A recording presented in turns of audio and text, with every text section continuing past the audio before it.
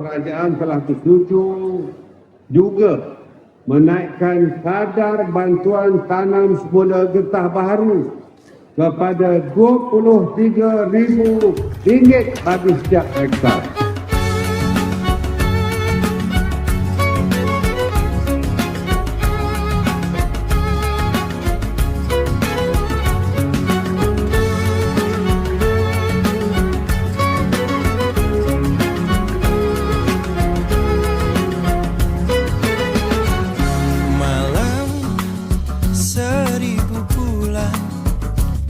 Yang selalu ku rindukan, bulan berkah dan penuh ampunan. Selamat datang, marhaban ya Ramadan.